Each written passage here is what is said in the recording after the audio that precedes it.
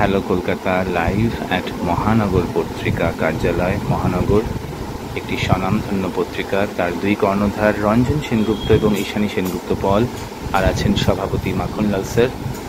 Ranjan sir, একটি বিশেষ উদ্দেশ্যে আজকে আপনারা আমাদেরকে ডেকেছেন, সংবাদ মাধ্যমকে, সেটা যদি প্লিজ বলেন।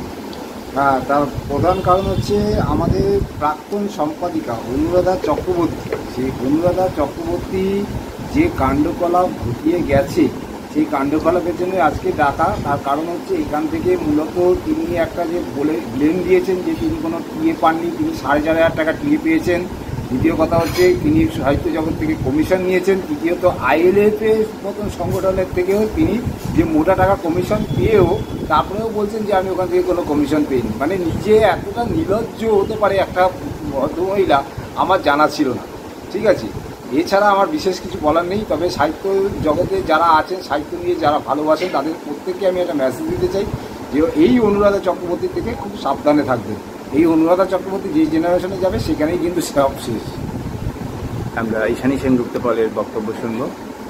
আমার এইটুকু বলার আছে যে ও এই পত্রিকাতে সম্পাদিকা পদ কোনো রকমইভাবে অ্যাচিভ করে না।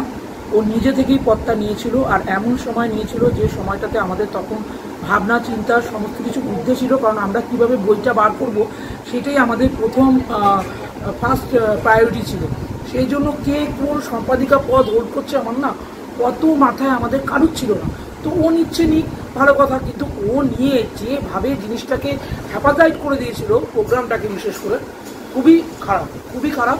আমার ওই একই বার্তা মহানগর পত্রিকার তরফ থেকে যারা সাহিত্য জগতে আছে, দয়া করে ওনার থেকে প্লিজ একটু দূরে থাকুন, কারণ উনি কিন্তু মানুষকে মানুষ হিসাবে গণ্য করেন না। ওনার বিহেভিয়ার খুব খারাপ। প্রথম দিকে খুব ভালো মনে হলো, পরে যারা যারা মিশবে তারা বুঝতে পারবে ওনার বিহেভিয়ারটা কতটা খারাপ। ওইটুকু বলে। মহানগর পত্রিকার সভাপতি মাখনলাল স্যার।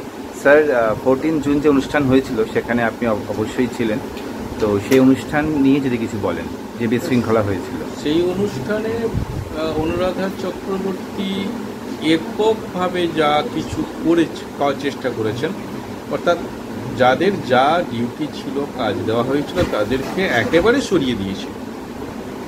এবং শুধু তাই না, তার আগের থেকে এমন কিছু কার্যকলাপ করেছিল, খুব দুর্ভাগ্যের ব্যাপার বলতে বাধ্য হচ্ছি যে আমাদের যারা অ্যাক্টিভ মেম্বার ছিল কোর কমিটি থেকে শুরু করে, তারা আজকে ছেড়ে চলে গেছে।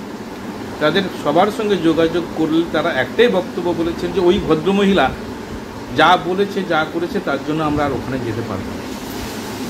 এরকম একটি ভদ্রমহিলাকে আমরা বাধ্য হয়ে সরিয়ে দিয়েছি।